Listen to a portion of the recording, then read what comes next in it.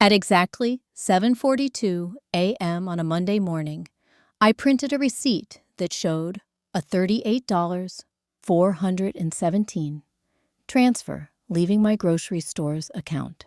The transaction had been authorized under my sister's login credentials, approved by a secondary verification code that only one other person had ever been allowed to use, and labeled simply as a vendor development expense. The problem was, I had never approved it, and the vendor listed didn't exist in any of our contracts. If you've ever discovered a betrayal that came not from strangers, but from your own family, you already know the kind of silence that follows. It's not loud or dramatic. It's cold, precise, and strangely calm. If this story feels familiar in any way, consider subscribing, because what happened after that receipt printed was something I would never have believed if I hadn't lived it myself. My name is Lauren Elizabeth Carter. I'm 32 years old, and I've owned Cedar Market, a small independent grocery store in Bozeman, Montana, for nearly 7 years.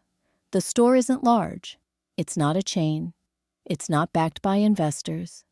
It's the kind of neighborhood market where customers know the cashier's names and the produce manager remembers exactly which apples you prefer. It was also my mother's life's work. She opened Cedar Market 28 years ago with a small business loan and a determination that bordered on stubbornness. She believed grocery stores weren't just places to buy food. They were places that held communities together. During snowstorms, she extended credit to families who couldn't afford to pay immediately. During drought years, she worked directly with local farmers to keep their products on shelves, even when large distributors refused to carry them. To her, the store wasn't just a business. It was a responsibility. When she died 9 years ago, after a short illness, the entire town attended her funeral. People brought handwritten notes, photographs, even old receipts she had saved for customers during hard times. I remember standing beside her casket, thinking the store felt like the last living part of her that still existed in the world. What I didn't know then was that her death also marked the beginning of a quiet, slow betrayal that would take nearly a decade to fully surface. After she passed, ownership of Cedar Market initially transferred to my father, Robert Daniel Carter, under probate law. He had never been deeply involved in the store's operations. He was a licensed plumber, practical, hardworking, and extremely focused on control. He viewed business like machinery, something that had to be tightly managed, never shared. 5 years later, he transferred ownership to me when I turned 25. At the time, I believed it was a gesture of trust. I had worked in the store since I was 15, handling inventory, bookkeeping, and eventually supplier negotiations. Running Cedar Market felt natural to me. It felt like continuing my mother's work. My younger sister, Melissa Ann Carter, was 29 now. Unlike me, she had never wanted to manage the store. She studied marketing in college, worked briefly for a retail consulting firm, and then returned home 3 years ago after being laid off. I offered her a position as operations coordinator, partly because I trusted her, and partly because I believed keeping family close would protect the business. For the first 2 years, everything seemed normal. She handled vendor communication, negotiated pricing adjustments, and implemented digital inventory systems that improved efficiency. We argued sometimes the way siblings do, but nothing that felt dangerous until the morning that receipt printed. I remember staring at the screen for several seconds before even reacting. The amount was too large to ignore. Our vendor payments typically ranged between $3,000 and $8,000. Even our largest monthly distributor invoice rarely exceeded $15,000. A transfer of nearly $40,000 required deliberate authorization. I opened the transaction details. The recipient was listed as Cedar Vendor Services, LLC. The description field read, Phase 2, Infrastructure Investment. The name didn't appear in any of our vendor directories. I checked our supplier database twice, then a third time. Nothing. That was when the first cold realization settled in. This wasn't a routine error. It was a deliberate action. At 7:51 a.m., I walked into the back office where Melissa was already working. She was reviewing weekly inventory reports, her laptop open, coffee mug half finished beside her. I held the printed receipt in my hand, but didn't say anything immediately. I wanted to watch her first. People reveal more in their reactions than in their explanations. She looked up after a moment. "Morning," she said casually. Then she noticed the paper in my hand. "Everything okay?" I placed the receipt on the desk in front of her.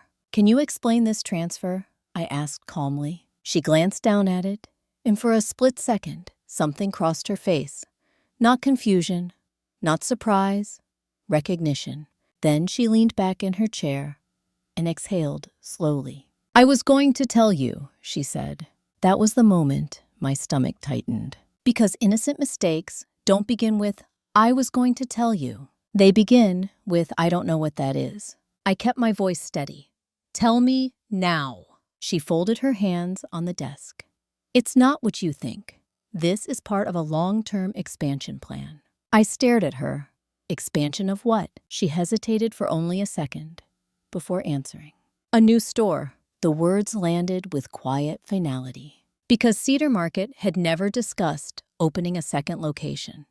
We didn't have the capital, we didn't have the staff, and more importantly, we had never made that decision together. A new store for who, I asked. She met my eyes directly. "For us." It was said so calmly that for a moment I almost believed her. But then the next question formed naturally.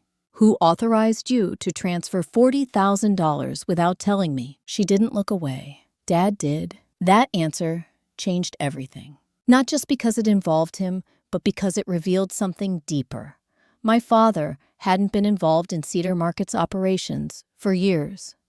He had no legal authority over the business anymore. And yet he had apparently been guiding decisions behind the scenes. "On what basis?" I asked quietly. Her voice remained steady. "He said it was his responsibility to make sure the family's future was secure." I felt something shift inside me then. Not anger, not shock, something colder. Because the phrase, family's future, had always been my father's way of justifying control. I picked up the receipt again and read the vendor name one more time. Cedar Vendor Services, LLC. That name sounded less like a supplier and more like a shell. "Where is this company registered?" I asked. She hesitated, then said quietly, "In Montana." "Under whose name?" Another pause. Then she answered, "Mine." That was the moment the situation crossed from family disagreement into something far more serious. Because this wasn't just a financial decision made without my knowledge. It was a business entity, created by my sister, funded by money taken from my store, under guidance from a father who no longer legally controlled it. And I still didn't know the most important detail of all. Why had he believed he still had the right to do it? For a few seconds after Melissa said the company was registered under her name, neither of us spoke. The hum of the refrigerator units outside the office filled the silence, steady and mechanical, the way it always sounded when something inside the store felt off balance. I studied her face carefully. She didn't look guilty. She didn't look nervous. She looked convinced, like someone who genuinely believed she had done the right thing. That realization made the situation far more dangerous than simple dishonesty. People who know they're doing something wrong tend to hide it. People who believe they're justified move forward without hesitation. "Why would you create a separate company instead of discussing this with me first?" I asked quietly. She leaned forward, resting her elbows on the desk. "Because you never would have agreed." That answer came too quickly to be rehearsed. It was something she had already told herself many times. "You didn't even give me the chance," I replied. She shook her head. "Lauren, you've been stuck in survival mode for years. You're so focused on keeping the store stable that you won't take any risks. Dad says Cedar Market has been plateauing for a decade. If we don't expand now, we'll eventually lose everything to chain stores." The words hit me with an unexpected weight, not because they were entirely false, but because they contained just enough truth to sound reasonable. Cedar Market wasn't growing rapidly. We weren't opening new locations or attracting major investors. We were stable, consistent, and deeply rooted in the community, but we weren't expanding. And yet expansion had never been part of my mother's vision. She believed sustainability mattered more than scale. Even if expansion were a good idea, I said carefully, "You can't just take money from the store without approval. That's not how business works." Her expression hardened slightly. Dad said it was his decision to make. There it was again. Not he suggested or he advised. She said his decision. That phrasing mattered. "Melissa," I said, slowly, "he doesn't own Cedar Market anymore. He hasn't for 7 years." She didn't look surprised by that statement. Instead, she looked almost frustrated. "You think this is just about ownership paperwork," she said. "It's not. He built this family. He supported Mom when she started the store. He protected it after she died. He has a right to make sure it survives." The logic wasn't legal. It wasn't financial. It was emotional. And emotional logic is the hardest kind to argue against because it feels deeply personal. I kept my voice steady. "Did he tell you that?" "Yes," she replied immediately. "He said the store was always meant to belong to both of us. He said you weren't supposed to control everything alone." That sentence struck me with unexpected force. Not because I believed it, but because it hinted at something older than this financial transfer, something unresolved. "Did he ever explain why he transferred ownership to me?" Then I asked. She hesitated. It was the first genuine hesitation since the conversation began. "He said you were better with operations," she admitted. "He said it made sense for you to run things until the business was strong enough to divide." "Divide how?" I asked. Her eyes flickered downward for a moment. "Equal ownership." The words hung between us, heavy with implications. Because in all the years since I took over Cedar Market, the possibility of shared ownership had never once been mentioned. Not by my father, not by any attorney, not in any legal document I had ever seen. "If that were true," I said quietly, "why has no one ever discussed it with me before now?" She opened her mouth, then closed it again. For the first time, she didn't have an immediate answer. That silence told me something more clearly than any explanation could have. She wasn't lying entirely, but she wasn't working from complete information either. "Did you verify anything he told you?" I asked. "What do you mean?" "Legal documents, ownership agreements, trust paperwork, anything official." Her expression shifted defensive now. "I trusted him. He's our father." That sentence cut deeper than she probably intended. Not because I disagreed, but because it reminded me of something uncomfortable. I had trusted him too, for years, without questioning his decisions, without asking to see the paperwork behind them. Because family trust often replaces due diligence, until the day it doesn't. "Did he tell you about the trust?" I asked, quietly. She blinked. "What trust?" The confusion in her voice was real, immediate, uncontrolled. And in that moment, I understood something critical. She didn't know. Not fully. Not about the legal structure that governed Cedar Market after our mother died, which meant she had been acting on partial information guided by someone who understood far more than she did. I leaned back slowly in my chair. "Melissa, there is a legally binding ownership directive connected to this business, one that neither of us was ever told about until recently." Her eyes widened. "What are you talking about?" "Something Mom left," I said. "Something Dad was required to disclose." Her face went pale. "He never mentioned anything like that." "I know," I replied quietly. The room felt smaller suddenly, the air heavier, because this conversation was no longer just about money. It was about information control, about what had been shared, and what had been deliberately withheld. She shook her head slowly. This doesn't make sense. Why would he hide something like that from us? That question lingered between us without an answer. Because I didn't know yet. Not completely, but I was beginning to understand the pattern. He hadn't simply influenced her decision to create the new company. He had shaped her understanding of reality itself. Selective truth is one of the most powerful forms of manipulation. It doesn't require lies. It only requires omission. I stood up from the desk and picked up the printed receipt again. How much money has already been transferred to this company? I asked. She hesitated again. This month, $38,000. This month, I repeated. Her eyes dropped to the floor. Total, I pressed. She swallowed. About $300,000. The number landed like a physical blow. $300,000. That wasn't a minor operational adjustment. That was a significant portion of Cedar Market's liquidity. Over what period? I asked, forcing my voice to remain steady. 18 months, she whispered. 18 months, which meant this hadn't begun recently. It had been happening quietly, gradually, for nearly 2 years without my knowledge. That realization was colder than anger, because anger burns quickly. This was something else entirely. A slow, precise dismantling of trust. I looked at her one more time. Why didn't you tell me earlier? Her eyes filled with tears, but her voice remained steady. Because he said you wouldn't understand, she replied.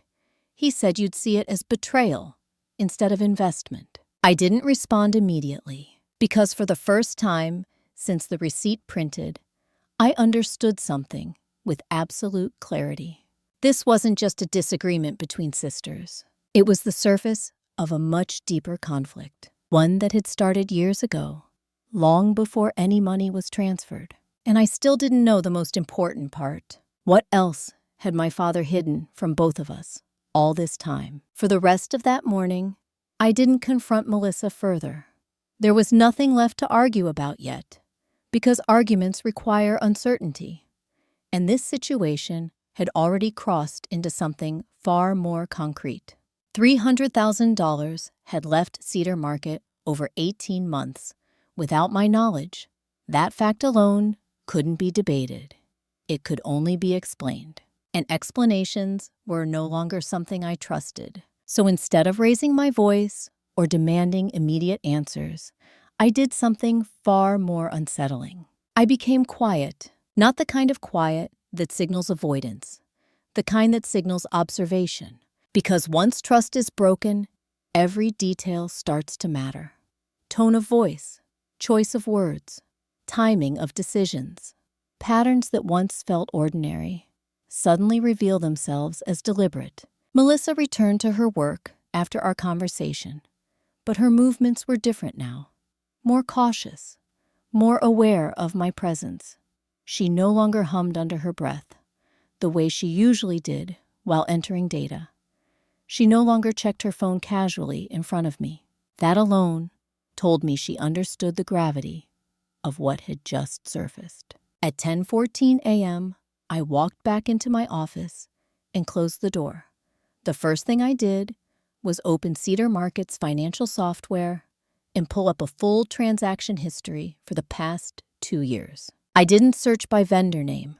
I searched by transfer size. Large transactions leave patterns, even when disguised under different labels. Within minutes, the pattern emerged. Every 3 to 4 weeks, there was a transfer between $12,000 and $25,000 labeled under vague categories: infrastructure, investment, supply chain development, logistics consulting. Each one had been authorized under Melissa's credentials. None had been flagged by our system because the amounts fell just below the threshold that required dual approval, which meant whoever designed this process understood our internal controls extremely well. And only 3 people knew those systems intimately: Melissa, myself, and my father. That realization wasn't dramatic. It didn't hit me like a shock. It settled slowly, like something that had always been there, waiting to be noticed. Because my father had always believed control meant anticipating resistance. He didn't confront obstacles directly. He worked around them quietly, methodically. I leaned back in my chair and thought about something Melissa had said earlier. He said the store was always meant to belong to both of us. That sentence lingered in my mind, not because of its emotional weight, but because of its implication. If he truly believed ownership was supposed to be shared, then why had he transferred full legal control to me 7 years ago, without ever mentioning that expectation? The inconsistency bothered me more than the money, because financial disputes can be resolved, but contradictions in intent reveal deeper motives. At 11:32 a.m., I did something I hadn't done in years. I opened the old metal filing cabinet in my office that still contained my mother's original business records. The cabinet smelled faintly of paper and dust, the way old documents always do. Inside were folders labeled in her handwriting: vendor contracts, loan agreements, tax filings, insurance policies. She had been meticulous. Every document was dated, cross-referenced, and annotated in blue ink, which made the absence of something immediately noticeable. There was no original will. That didn't surprise me entirely. The official copy would have been filed with the attorney who handled her estate, Lawrence Whitman, the same attorney who had overseen the probate process when she died. At the time, I had trusted everything he said.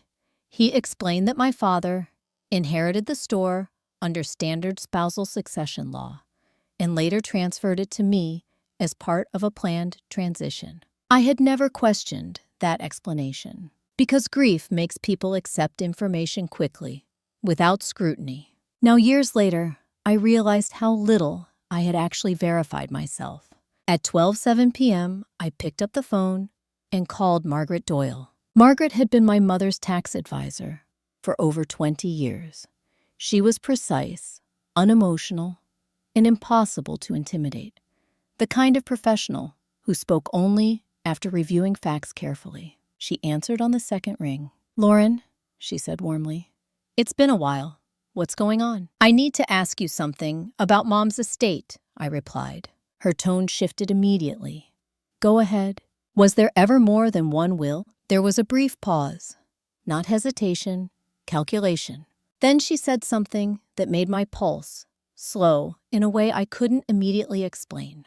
"Yes." The word was simple, but it changed everything. "What do you mean?" I asked. "She drafted a revised will about a year before she passed," Margaret said. I reviewed it personally. My fingers tightened around the phone. Why was it never mentioned during probate? Another pause, slightly longer this time. "Because it was never filed," Margaret replied. That answer didn't make sense. "Why wouldn't it be filed?" I asked. "Because," she said carefully, "your mother told me she planned to update it again before finalizing it. She wanted additional legal protections in place first." The air in my office suddenly felt heavier. Protections against what I asked quietly. Margaret hesitated. She didn't specify in detail, but she did express concerns about future control of the business. Control. That word echoed in my mind with uncomfortable familiarity. What kind of concerns? I pressed. "She worried about long-term management decisions," Margaret said. "She wanted to ensure both you and Melissa would have equal ownership eventually." Equal ownership.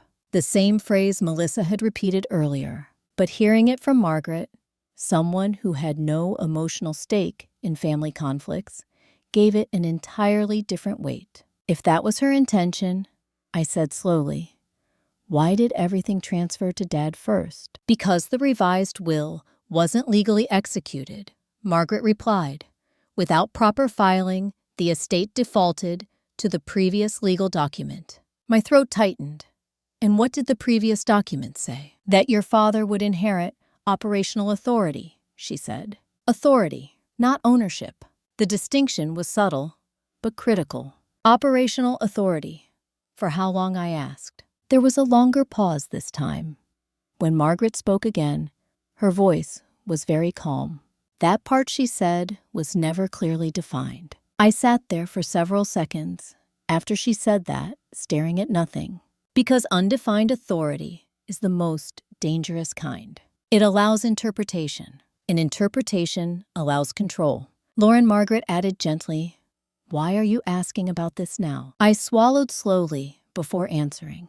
Because I think Dad has been making decisions he no longer had the legal right to make. Silence followed on the line. Then she said something that changed the entire direction of my thinking. "If that's true," she said quietly, "then you need to find out one thing immediately." "What?" "Whether your mother left any written instructions outside the official probate file." My heart began to beat faster. What kind of instructions? Something she told me she was considering before she died. Margaret replied, "A supplemental directive." The phrase hung in the air between us, because it implied something very specific. There might still be a document somewhere that explained everything. And if it existed, it would answer the question that had been forming in my mind since that receipt printed. Why did my father believe he still had the right to control Cedar Market after all these years? For the rest of that afternoon, I couldn't focus on anything else. Customers came and went, deliveries arrived, receipts printed, and the store continued operating exactly as it always had. But inside my mind, everything had shifted. A supplemental directive. Those were Margaret Doyle's exact words. Not a will, not a formal estate filing. Something separate, something private, something my mother had intentionally considered outside the standard legal process. And if it existed, it could explain everything that no one had ever clarified in 9 years. At 3:18 p.m., after the afternoon rush slowed, I locked my office door and called Margaret again. "I need you to tell me everything you remember," I said. She didn't waste time with pleasantries. "Your mother told me she wanted to create a backup plan," Margaret said. "She was concerned that probate law would temporarily give your father full operational control of the store. She didn't want that control to become permanent." The words made my chest tighten. "Did she say why I asked?" Margaret paused briefly. "She believed he valued authority more than collaboration. She worried that once he had control, he might resist sharing it later." That sentence wasn't shocking. It was painfully familiar.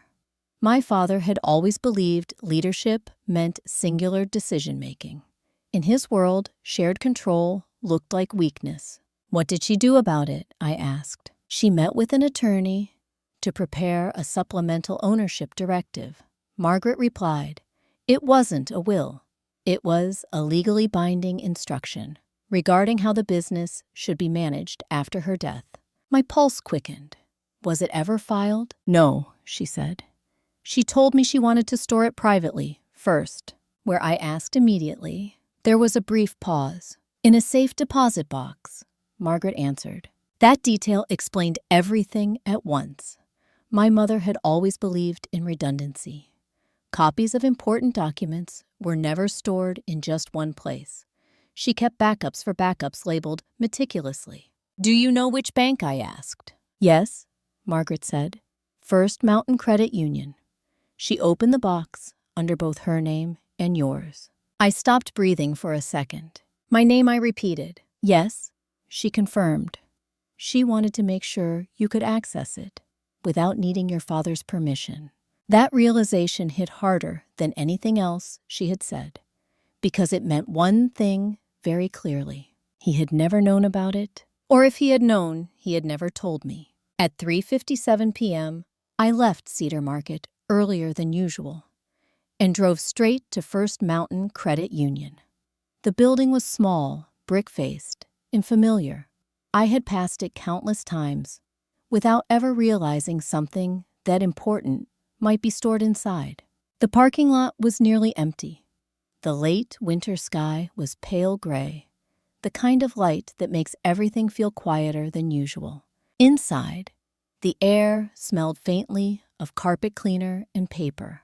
A teller directed me to a desk where a woman named Sandra reviewed account records. I explained carefully. My mother, Elaine Marie Carter, had a safe deposit box here.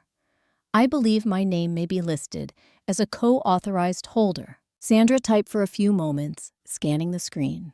Then she looked up at me with a subtle change in expression. "Yes," she said. "There is a safe deposit box registered under that name, and you are listed as a co-authorized holder." My hands felt cold suddenly. "How long has it been active?" I asked. She checked the records again. "Opened 11 years ago. No access recorded since your mother's passing." No access. Not once in 9 years. That meant whatever was inside had remained untouched the entire time. Sandra spoke gently. "Would you like to access it now?" I nodded. She led me through a secured hallway to the vault area. The heavy steel door opened slowly, revealing rows of metal compartments under soft overhead lighting. She retrieved a small rectangular box and placed it on a private table. "Take your time," she said quietly, before leaving the room. I sat there for several seconds before touching the lock, because I understood this wasn't just opening a container. It was opening a part of my mother's intentions she had never been able to explain out loud. I turned the key. The latch clicked. The lid lifted. Inside was a single sealed manila envelope. My name was written across the front in my mother's unmistakable handwriting.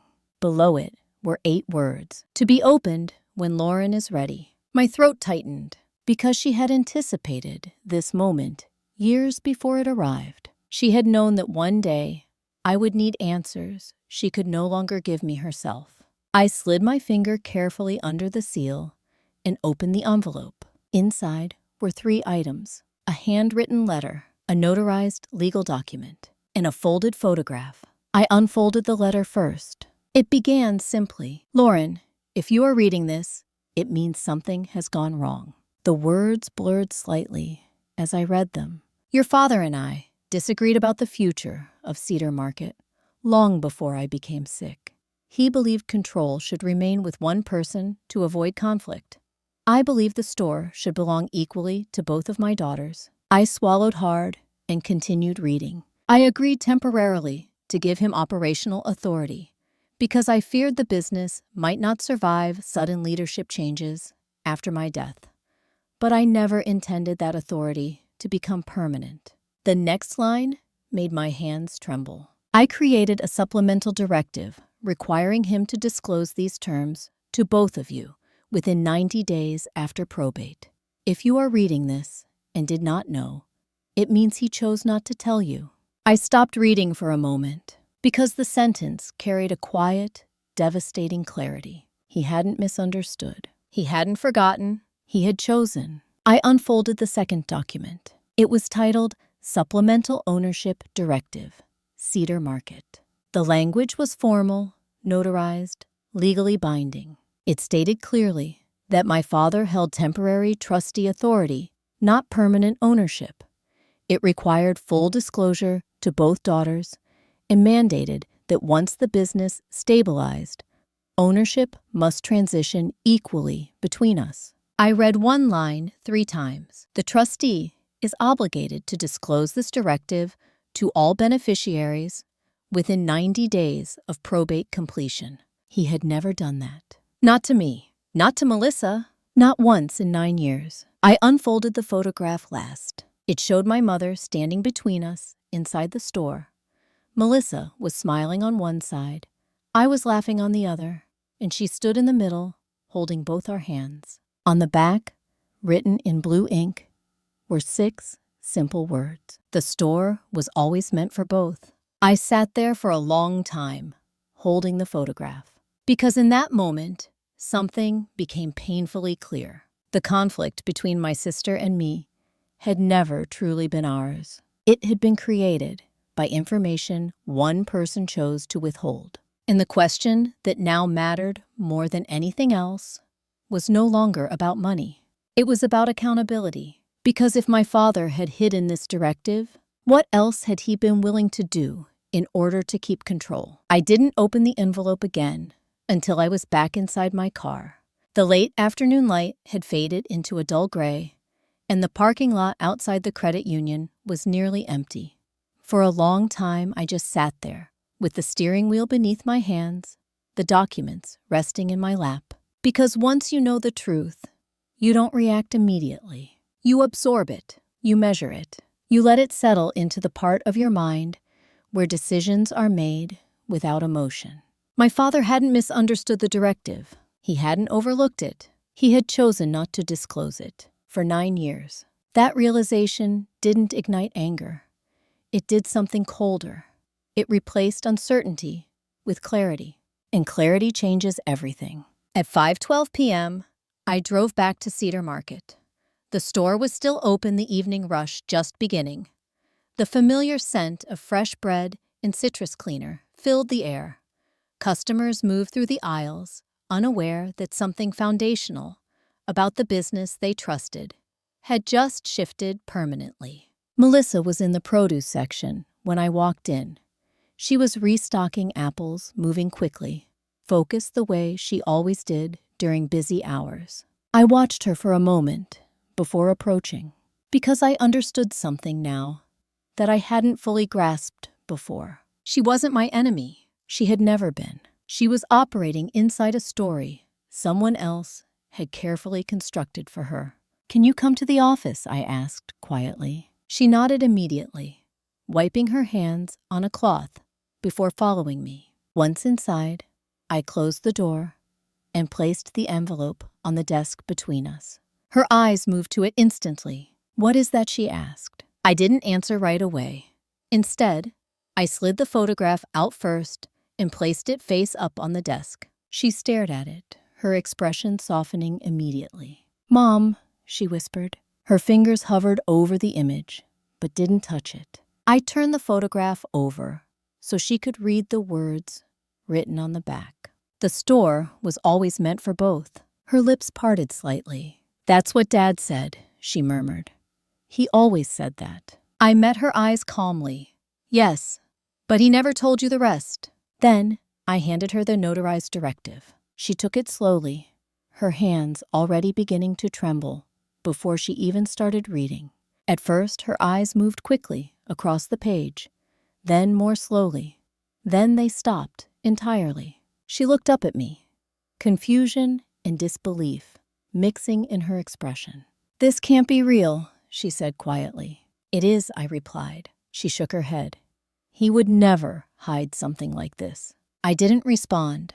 I simply waited. Because denial is a process, not a moment. She lowered her eyes back to the document and continued reading.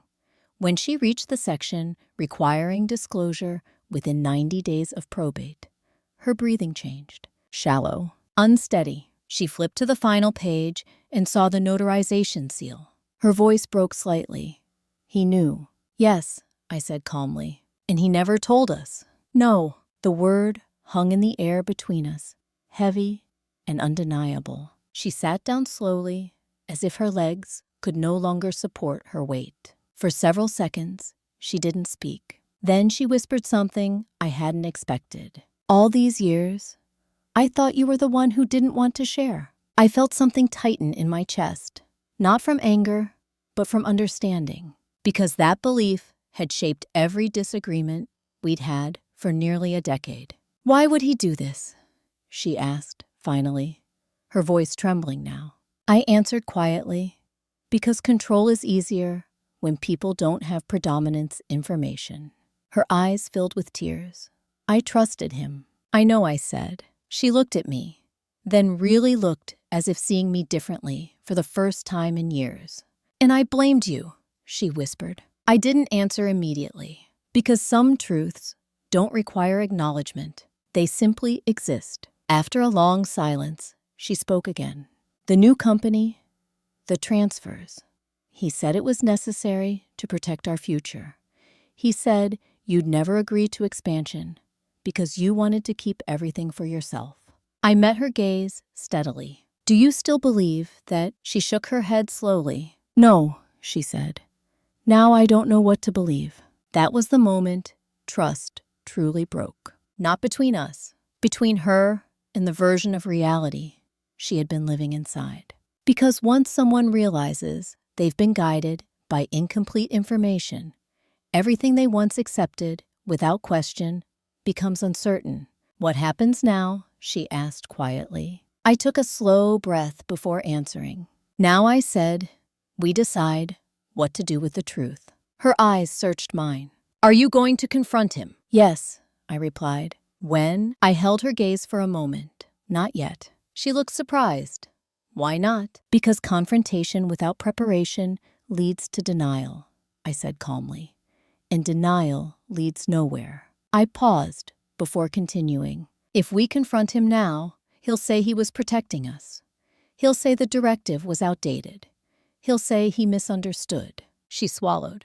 "Wouldn't that be a lie?" "Yes," I said quietly. "But it would still delay accountability." The room was silent again for several seconds. Then she asked the question that mattered more than any other. "What do you want to do?" I answered honestly. "I want to make sure this never happens again." She nodded slowly. "In the store?" she asked. "The store stays stable," I said. "Always." Because that had never changed. No matter what had been hidden. No matter who had manipulated information. Cedar Market still belonged to the community it served. And protecting it remained my responsibility. Melissa looked down at the directive one more time. Then she whispered something I hadn't expected. "I don't want the new store anymore." I didn't react immediately. "Why?" I asked. She wiped her eyes before answering. "Because now I know it was never built on honesty." That sentence carried more clarity than anything she had said before. Because she finally understood the difference between opportunity and manipulation, between investment and control, between family loyalty and truth. For the first time since that receipt printed, we were standing on the same side of the situation. Not as sisters yet, but as two people who now shared the same reality. And I still hadn't told her the most important part. The transfers weren't just unethical.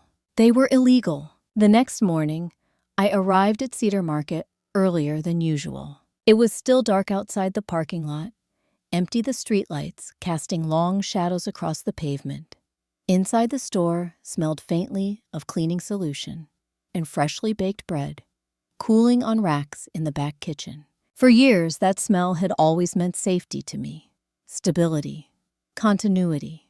Now it felt different, not because the store had changed, but because I had. Once you know the truth behind a system, you can't return to seeing it as simple. You see the structures underneath, the decisions that shaped it, the choices that protected it or quietly undermined it. At 6:11 a.m., I unlocked my office and sat down at my computer. This time, I wasn't looking for patterns. I was looking for totals, because one question had been forming in my mind all night, and I needed a precise answer. How much money had actually left Cedar Market? Not estimates, not approximations, exact numbers. I opened the financial software and filtered transactions by vendor name, Cedar Vendor Services, LLC. The system returned a list that filled the entire screen. One by one, I began calculating every transfer amount, every timestamp, every authorization record. The process took nearly an hour. When I finally reached the end and added the final figure, I stared at the total for a long time before even breathing. $312, 847.63. The number sat there cold and undeniable. More than $300,000. Not taken all at once, not stolen dramatically, but removed slowly, deliberately, in increments designed to avoid immediate detection. It was the kind of financial extraction that only someone deeply familiar with internal systems could design, and someone who knew exactly how far they could go without triggering alarms. At 7:29 a.m., Melissa arrived. She didn't speak immediately when she saw me already working. She simply placed her bag down and waited. I turned the monitor slightly so she could see the total. Her eyes moved across the screen, then froze. "That can't be right," she whispered. "It is," I said calmly. She shook her head slowly. "I knew the transfers added up, but I didn't think it was That much. Her voice broke slightly on the last words. Because seeing the total changes perception. Small actions can feel manageable when viewed individually, but when combined, they reveal the full scale of their impact. That's nearly half our emergency reserve, she said quietly. Yes, I replied, and he knew that. The words landed heavily between us, because intent matters. He hadn't been unaware of the store's financial vulnerability. He had helped design those safeguards years earlier, which meant he understood exactly what removing that amount would do. It wouldn't destroy Cedar Market immediately, but it would weaken its ability to survive unexpected crises. A supply chain disruption, a major equipment failure, a sudden drop in seasonal revenue. Any one of those could push a business over the edge without sufficient reserves. He said it was an investment, Melissa whispered. I nodded slightly. That's what he told you. She swallowed hard. But if the directive required equal ownership, why would he risk destabilizing the business? That was the question that mattered most.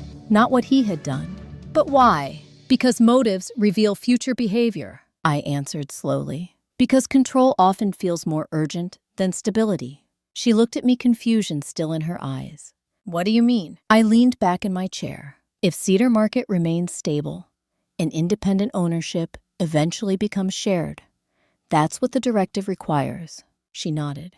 But if the business struggles financially, I continued, then whoever controls the solution controls the outcome. Her face changed as understanding settled in. You mean, she whispered, he wanted the store to become dependent on him again? Yes, the word came out quietly, but it carried the weight of everything that had been happening for the past 18 months. Dependence creates leverage. Leverage creates control. It was a pattern my father had used his entire life. Not through open confrontation, but through positioning. Subtle, strategic, difficult to challenge until it was too late. Melissa covered her mouth with her hand, her eyes filling with tears again. I helped him do that, she said softly. I didn't argue with her, because responsibility isn't something you assign to others. It's something people recognize themselves. After a moment, she lowered her hand and looked at me again. What happens now? She asked. This time her voice was steadier. Not confused, not defensive, just ready. I answered carefully. Now, we establish legal boundaries. She nodded slowly. Does that mean you're going to sue him? The question hung between us. I thought about it for a moment before responding. This isn't about punishment, I said. It's about protection. She waited for me to continue. We need to formally document that the directive was never disclosed, I explained. We need to freeze any further financial activity tied to Cedar Vendor Services. And we need to establish clear, operational authority so this can't happen again. She listened silently, then asked the question that mattered most to her personally. Are you going to cut him off completely? I met her gaze. No, I said. Why not? She asked. Because accountability doesn't require rejection, I replied. It requires clarity. She absorbed that slowly because she was still navigating the emotional space between loyalty and truth. I don't think he'll admit what he did, she said quietly. I know, I replied. And that's why confrontation alone won't work. She looked at me, waiting. I took a slow breath. We need him to reveal his own position publicly. Her eyes widened slightly. What do you mean? I didn't answer immediately, because the strategy forming in my mind required patience, timing, and a setting where denial would be impossible. Soon, I said finally. He's planning something. She frowned slightly. What? I met her gaze calmly. A ceremony. Her expression shifted from confusion to realization. The groundbreaking, she whispered. Yes, because the moment someone publicly claims authority, they create the evidence that authority can be challenged. And I already knew one thing with absolute certainty. When that ceremony happened, the truth wouldn't stay hidden any longer. For the next 2 weeks, nothing outwardly dramatic happened. Cedar Market continued operating exactly as it always had. Customers filled shopping carts, Delivery trucks arrived on schedule, and the routine rhythm of daily business created the illusion that everything was stable. But beneath that routine, something fundamental had shifted. Melissa and I spoke less than before, not because of tension, but because we no longer needed to fill the silence. The truth had clarified our roles. She focused on repairing operational processes, reviewing vendor contracts, and quietly correcting the financial gaps left by the diverted funds.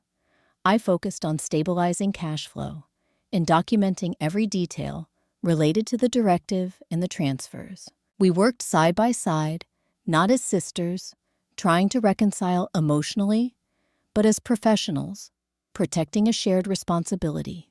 That distinction mattered, because emotional repair takes time, but operational protection cannot wait. During those 2 weeks, I also did something that would have surprised anyone who knew me well.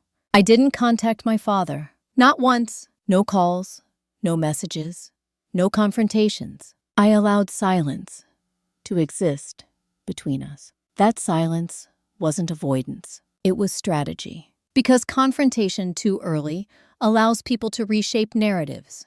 It gives them time to justify, to reframe, to prepare defenses. Silence, on the other hand, forces people to reveal their own assumptions. And my father assumed something very specific. He believed we didn't know.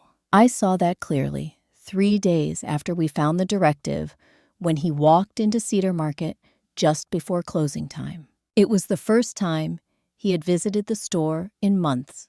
He moved through the aisles with the same confident posture he had always carried, greeting employees, casually inspecting displays, as if he still held authority over them. When he reached the office, he knocked once and stepped inside without waiting for a response. "Evening," he said, his tone relaxed. I remained seated at my desk, reviewing inventory reports. Melissa stood near the filing cabinet, her posture tense but controlled. He glanced between us, then smiled slightly. "I heard the groundbreaking ceremony is set for next month," he said.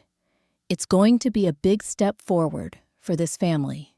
Neither of us responded immediately, because silence reveals far more than words. He continued speaking, filling the space comfortably. "This new store will give you both long-term security," he added. "It's time Cedar Market expanded beyond one location."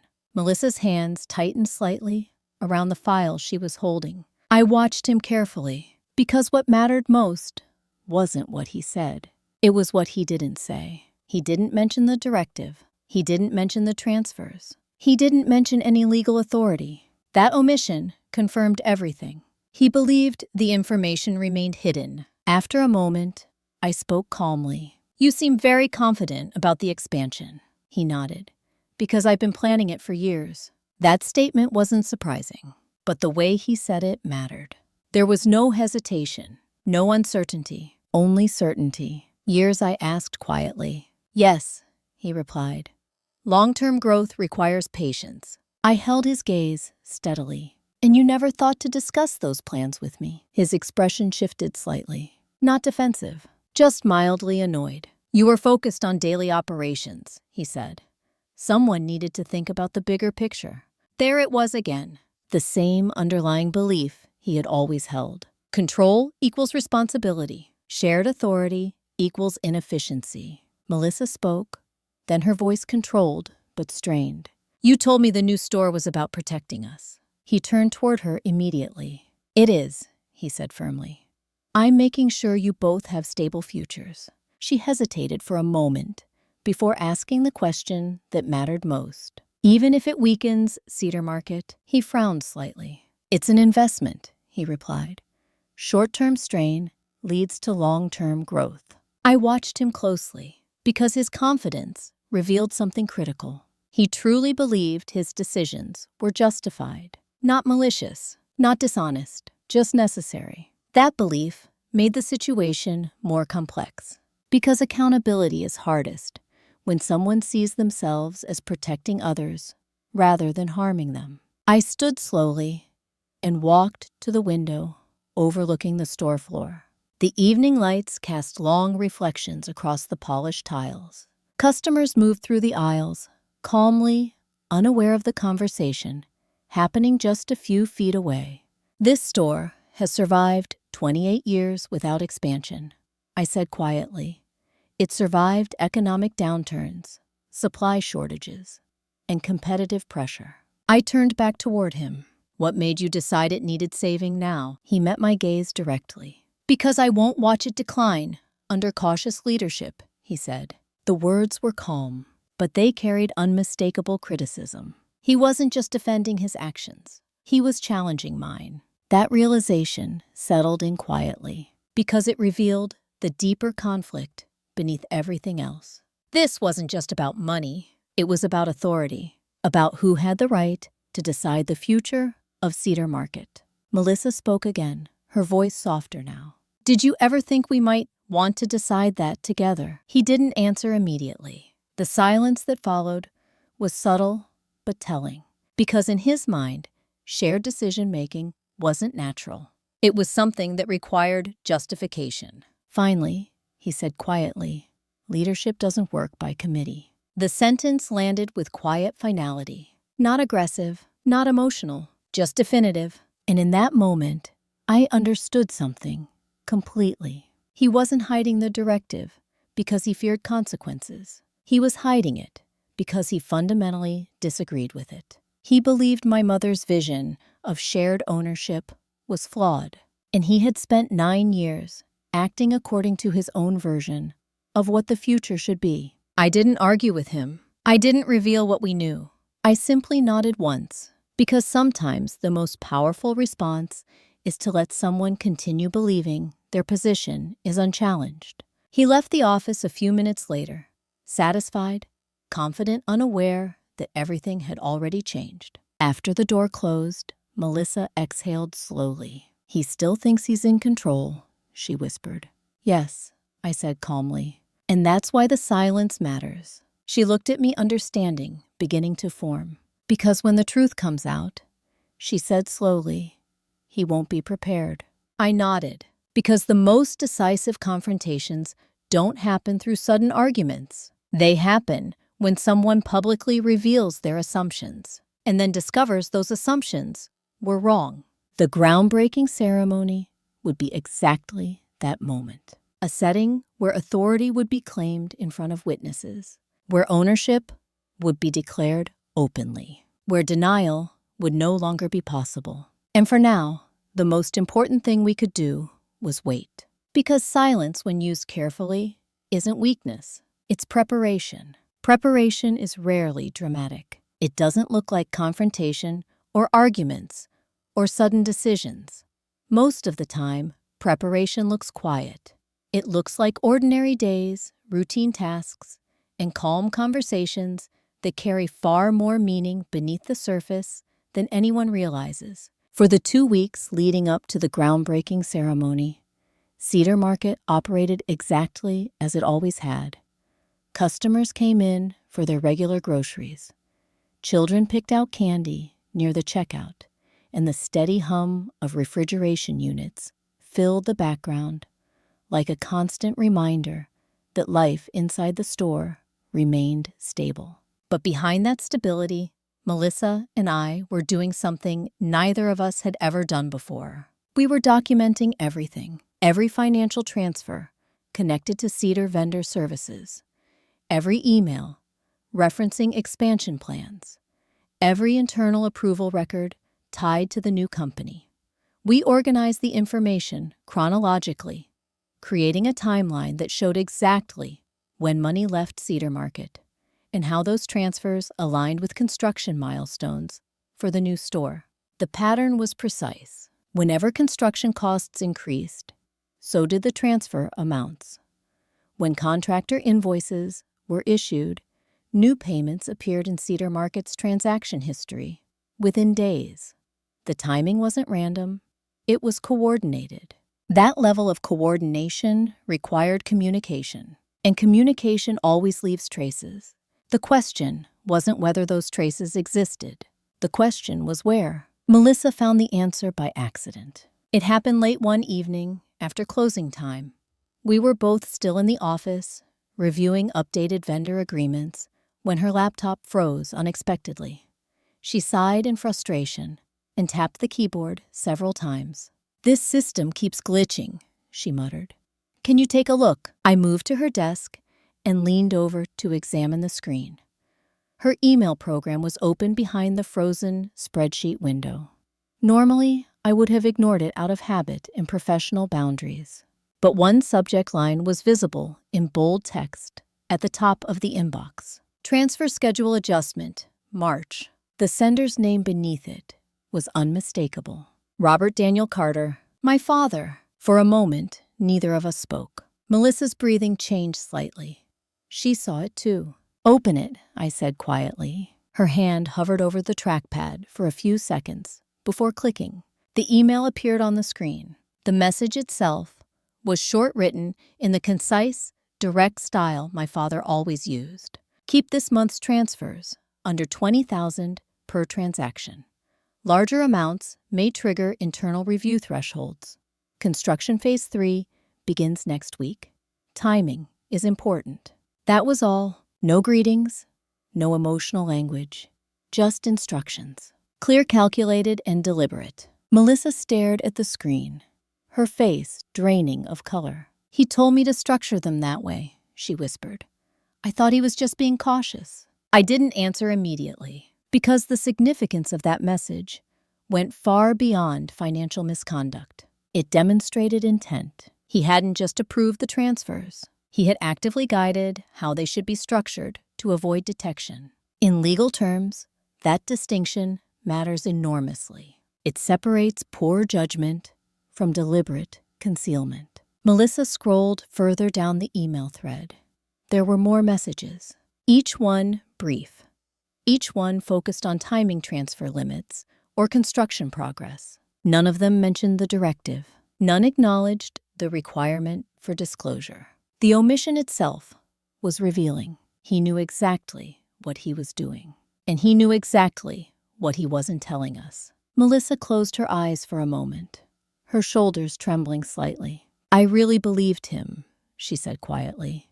"I thought we were protecting the future of the store." I placed a hand on the back of her chair, steadying both her and the moment.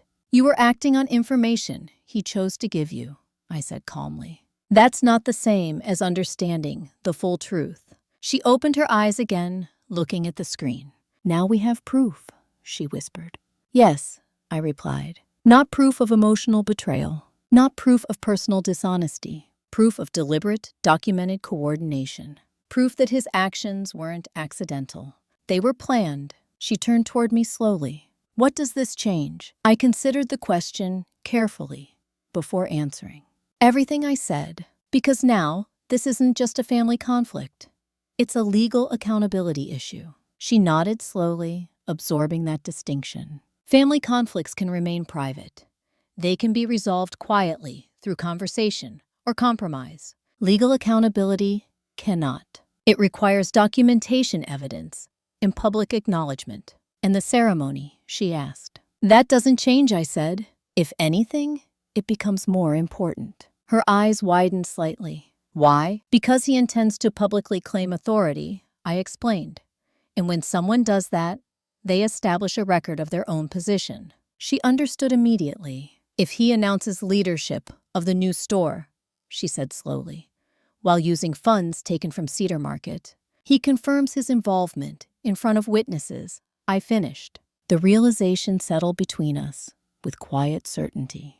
We didn't need to confront him privately. We didn't need to argue or accuse. We only needed to allow him to reveal his own position publicly. Melissa closed the email window carefully. "I don't want to stand next to him at that ceremony," she said. I met her gaze calmly. "You don't have to," I replied. "But I do." She looked surprised. "Why?" "Because accountability requires presence," I said. "And the truth is most powerful when it's revealed at the moment someone believes they're untouchable." She nodded slowly. For the first time since the directive surfaced, her expression held something steady. Not fear, not confusion, understanding. the kind that comes when someone accepts reality fully, even when it's painful. As we shut down the office lights that night, the store fell quiet around us. The aisles were empty, the registers dark, the only sound, the steady hum of the refrigeration units. I paused near the front entrance and looked back across the store floor. For years, Cedar Market had represented stability. Now, it represented something more, clarity. Because once truth surfaces, the structure it reveals can never return to its previous form. Melissa stopped beside me. "When the ceremony happens," she said quietly, "everything will change." I nodded. Yes, not because we planned to create a scene, not because we wanted confrontation, but because the moment he publicly claimed control over something he never legally owned. The truth would no longer be avoidable, and once that moment arrived, there would be no returning to silence. The invitation arrived in the mail on a Tuesday afternoon. It was printed on that thick, cream-colored cardstock, the kind businesses use when they want to convey permanence and legitimacy. At the top, in embossed gold lettering, were the words, "Groundbreaking Ceremony, Cedar Ridge Market, celebrating a new chapter for the Carter family." Beneath it, in smaller text, was a single line that mattered more than anything else. Hosted by Robert Daniel Carter. Not by Melissa, not by the construction company, not by a corporate partnership, by him. That detail alone confirmed what we already knew. He intended to present the new store publicly as his achievement, his vision, his authority. Melissa held the invitation in her hands for a long time after we opened it in the office. "He never mentioned this wording," she said quietly. "Because he assumed you would accept it," I replied. She traced her finger across the embossed letters. "He really believes he built this," she whispered. I didn't answer, because belief and reality are often very different things, and the ceremony was going to make that difference visible. The event was scheduled for Saturday morning, 3 weeks away. That gave us enough time to prepare, not emotionally, but structurally. Margaret Doyle reviewed the directive and the email evidence we had gathered. She didn't react with surprise. She reacted with precision. "This is clear documentation of non-disclosure and mismanagement," she said. "But what matters most now is timing." "Timing?" I asked. "Yes," she replied. "If he publicly claims authority over a project funded through diverted trust assets, that statement becomes part of the legal record." She paused before continuing. "Public declarations carry weight. They demonstrate intent in a way private conversations cannot." That distinction mattered because intent determines accountability. We didn't need to argue with him. We only needed him to state his position openly. The ceremony would do that for us. In the days leading up to the event, Cedar Market remained steady. Customers had no idea anything unusual was happening. They saw the same familiar routines, the same calm interactions, the same consistent operations. But internally, Melissa and I moved carefully. We reorganized financial approvals so no further transfers could occur without dual authorization. We documented all existing evidence in chronological order. We ensured the store's emergency reserves were secured under new safeguards. None of it was dramatic. It was quiet, methodical protection. 2 days before the ceremony, my father visited the store again. He walked into the office with the same relaxed confidence he had shown during his previous visit. "I expect you both to stand with me at the groundbreaking," he said, his tone matter of fact. Melissa's posture stiffened slightly. "I won't," she replied quietly. He frowned. "This is a family milestone." She met his gaze steadily. "No," she said. "It's your project." The words were calm, but they carried finality. He looked surprised, then irritated. "You're overreacting," he said. "Everything I've done has been for your future." I spoke then, my voice even. "Future decisions should be made with full information." He turned toward me, his eyes narrowing slightly. "What's that supposed to mean?" I held his gaze calmly. It means leadership requires transparency. For a moment, the room was silent. Then he dismissed the comment with a small shake of his head. "You've always been too cautious," he said. "Sometimes you have to act first and explain later." That statement revealed more than he intended. It confirmed what we already understood. He didn't see non-disclosure as wrongdoing. He saw it as necessary leadership. He left shortly afterward, still confident, still unaware that the foundation of that confidence was about to disappear. The morning of the ceremony arrived clear and cold. The construction site for Cedar Ridge Market was located on the edge of town, near a newly developed commercial area. Temporary signage displayed architectural renderings of the future building, showing bright aisles, wide parking areas, and promotional banners promising modern convenience with family tradition. By 10:45 a.m., a crowd had gathered: local business owners, city officials, community members. 2 reporters from the regional newspaper. A small stage had been set up near the cleared ground, with a podium and ceremonial gold-painted shovels lined up beside it. Melissa stood several feet behind the stage area, her hands clasped tightly in front of her. She had chosen to attend quietly, not as a participant, but as an observer. I stood near the edge of the crowd, watching. My father moved confidently among the guests, shaking hands, smiling, discussing timelines and expansion plans. He looked exactly as he always had, when he believed he was in control. At 11:02 a.m., he stepped up to the podium. The crowd settled into attentive silence. He began speaking about growth opportunity and legacy. His voice was steady, practiced, persuasive. For nearly 3 decades, he said, our family has served this community through Cedar Market. Today, we take the next step, ensuring that legacy continues for future generations. The audience nodded approvingly. Then he said the sentence that mattered most. This new store will remain under my leadership, alongside my daughters, as we expand the Carter family business.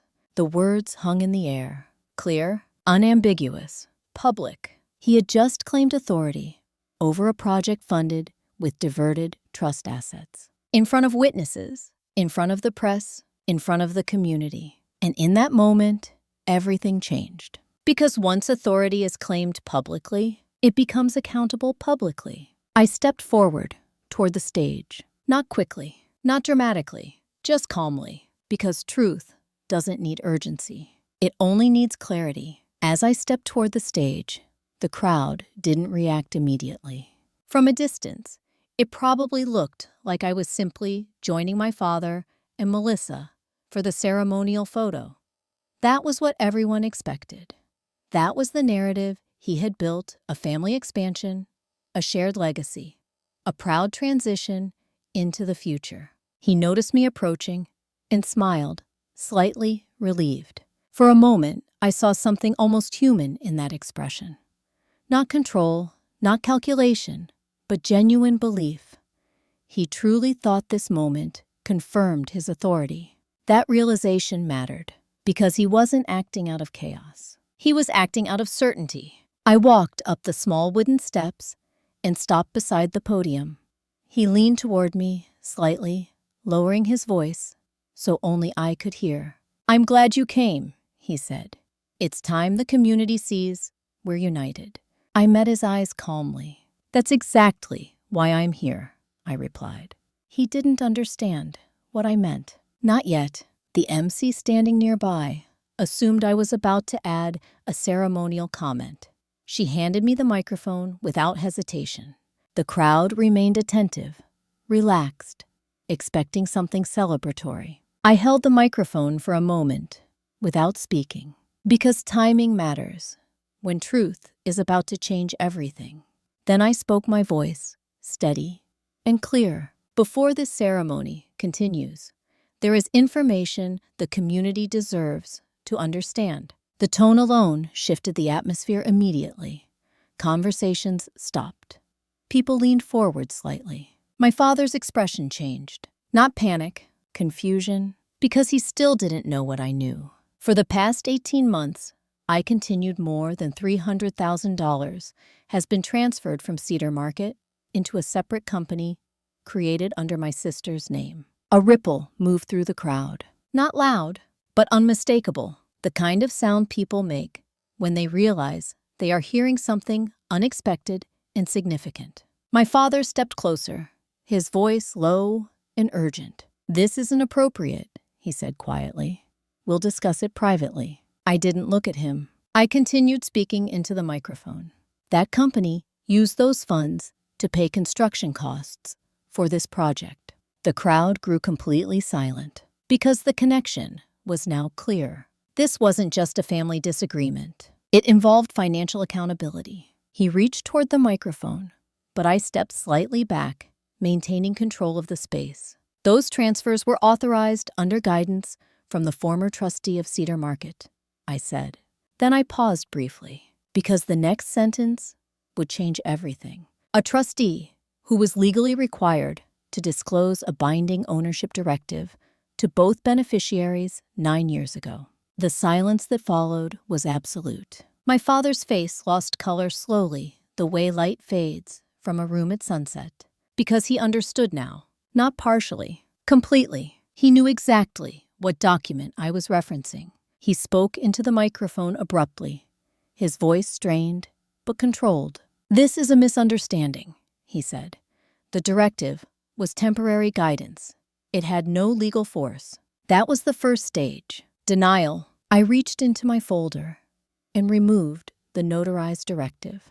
"This document was signed, witnessed, and legally binding," I said calmly. I held it up so the MC and the reporters nearby could see the official seal. It required full disclosure to both daughters within 90 days of probate. The words were factual, not emotional, and facts are far harder to dispute than accusations. He shifted his tone immediately. "You don't understand the situation," he said sharply. "I was protecting the business." That was the second stage. Blame shifting. I met his gaze directly. "Protection doesn't require secrecy," I said quietly. The sentence landed with clarity. Because it didn't accuse, it revealed. The reporters were already writing notes. Cameras were raised again, not for celebration, but documentation. Melissa stepped forward, then her voice trembling, but firm. "You told me the directive didn't exist," she said. He turned toward her quickly. "I told you what was necessary," he replied. That answer revealed more than he intended. The crowd reacted with a low murmur, because the meaning was unmistakable. He hadn't misunderstood. He had chosen, and that realization pushed him into the third stage, victim positioning. "I spent my entire life keeping this family stable," he said, his voice rising. "I made difficult decisions because someone had to." He looked at the audience, searching for validation. "I sacrificed everything to protect this business." For a moment, there was silence. Then I spoke one final sentence. "You didn't protect the business," I said calmly. "You protected control." The words cut through the air with quiet precision. Not loud, not dramatic, but undeniable. That was the moment everything collapsed. Not physically, not emotionally, structurally. Because authority exists only as long as people believe in it. And in that instant, belief shifted. The developer standing nearby stepped forward cautiously. "We need to pause all project activity until ownership matters are clarified," he said. City officials exchanged quiet words with one another. Reporters moved closer. Melissa stepped back slowly, her hands shaking. And my father stood completely still, not shouting, not arguing, just silent. Because silence can mean many things. But in that moment, it meant one thing clearly. He no longer controlled the story. For several seconds, after the ceremony collapsed into silence, no one moved. It wasn't the kind of silence that follows a loud argument or an emotional confrontation. It was something quieter and far more decisive, the stillness that happens when people collectively realize they have just witnessed a turning point. My father remained standing near the podium, his hands resting at his sides. The confidence that had carried him through the speech moments earlier was gone, not replaced by anger, not even by visible regret, but by something much heavier: exposure. Because once a hidden truth becomes public, it can never be returned to its previous state. The developer was the first to act. He stepped forward cautiously, his tone professional and measured. "Mr. Carter," he said, "until the ownership issues are legally clarified, we are suspending all project activity." The words were calm, but their impact was immediate. Suspension meant construction would stop, contractors would halt work, financial commitments tied to the project would be reviewed. It wasn't punishment, it was procedure. But procedure alone was enough to remove the foundation of his authority. A city official approached next, holding a clipboard. Any permits associated with funding disputes must undergo compliance review, she explained. This is standard protocol. Standard protocol. That phrase carried no judgment, but it confirmed something critical. This was no longer a private family matter. It had entered an institutional process. Around us, members of the crowd began speaking quietly among themselves. Some were confused, others concerned, but most simply observed, processing the shift in the situation.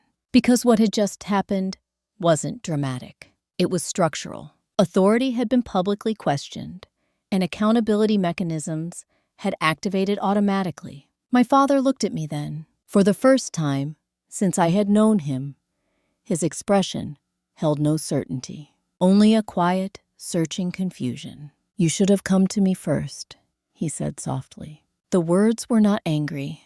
They were almost tired. I met his gaze calmly. "You should have told us first," I replied. The exchange lasted only a few seconds, but it settled something permanently between us. Because accountability doesn't require shouting.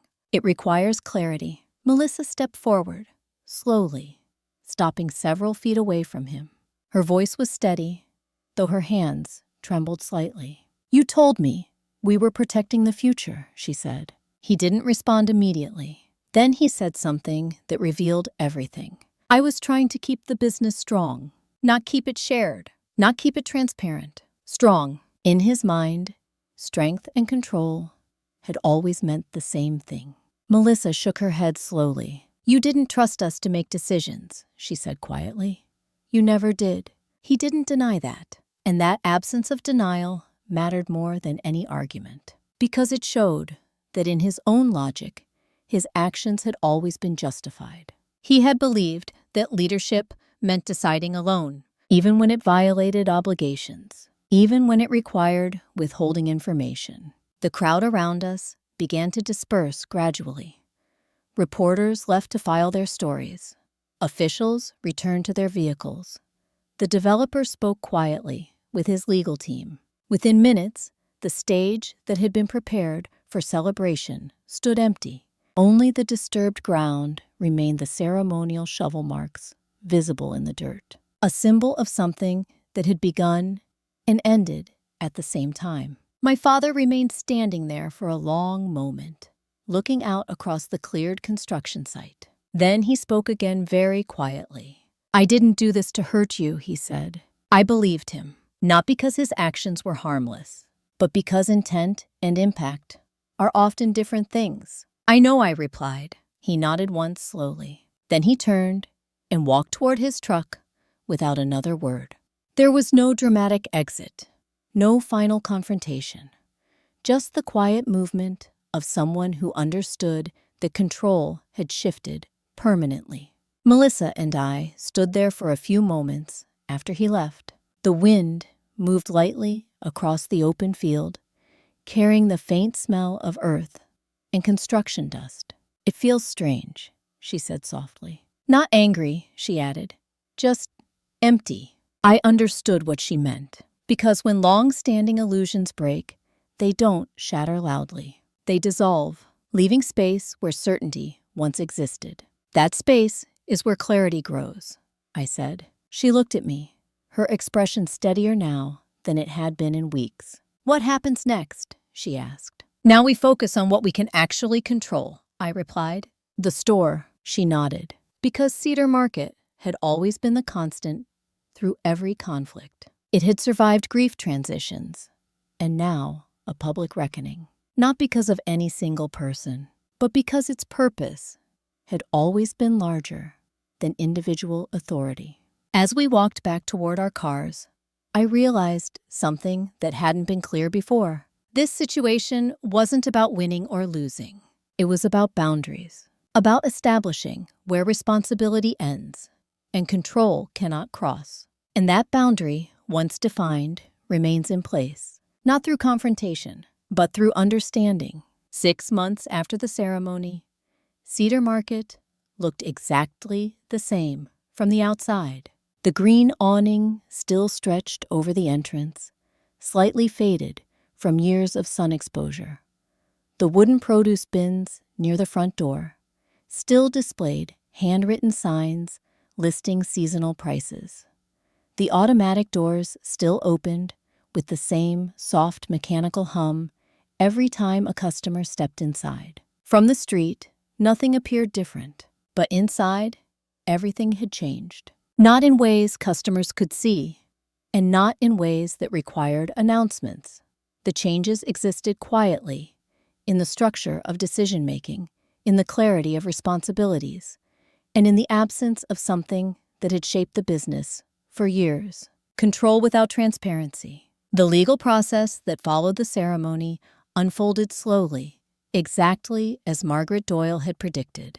There were no dramatic courtroom confrontations, no public trials, no sudden financial penalties. Instead, there were formal reviews, documented findings, and procedural corrections. The supplemental directive was officially recognized as valid and enforceable. The court confirmed that the trustee's obligation to disclose it had not been fulfilled. As a result, my father was permanently removed from any authority related to Cedar Market's management or financial oversight. He wasn't criminally charged.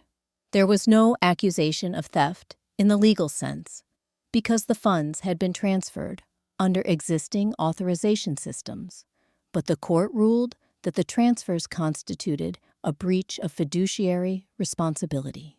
The decision required a structured restitution agreement. Over time, the diverted funds would be returned to Cedar Market through scheduled repayments. It was not a punishment, it was a correction. Cedar Vendor Services, LLC was dissolved quietly. The Cedar Ridge Market construction project never resumed.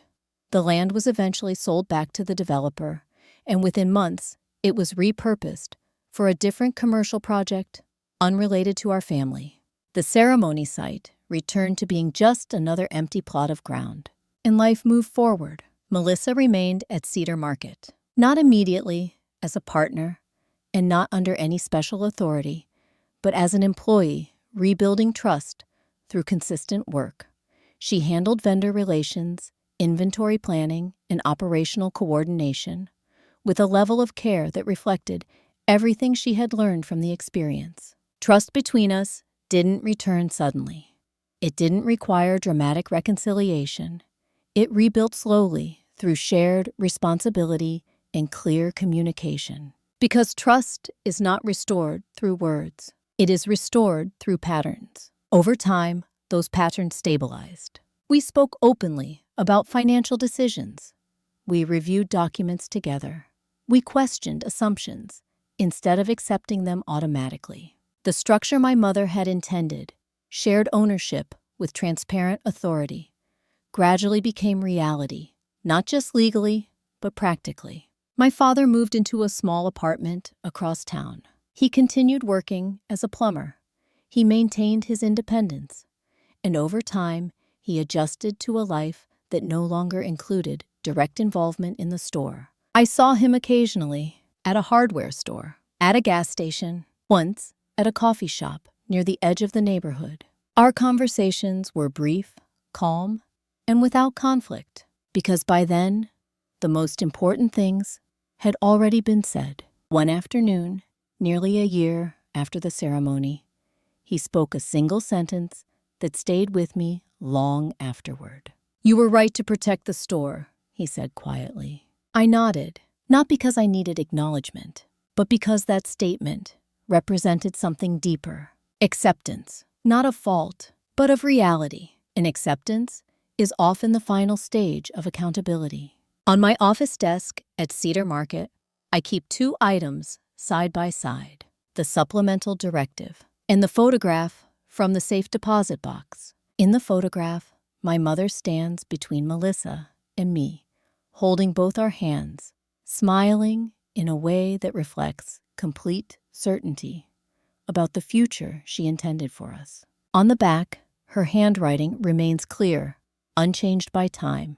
The store was always meant for both. For years, I interpreted that sentence as a statement about ownership. Now, I understand it differently. It was never only about dividing authority or sharing profits. It was about balance, about ensuring that no single person could reshape the business according to personal beliefs alone, about building a structure strong enough to survive even when individual relationships became strained. Cedar Market still opens every morning at 7 o'clock. Customers still walk through the aisles, choosing produce greeting staff, continuing routines that feel stable and familiar.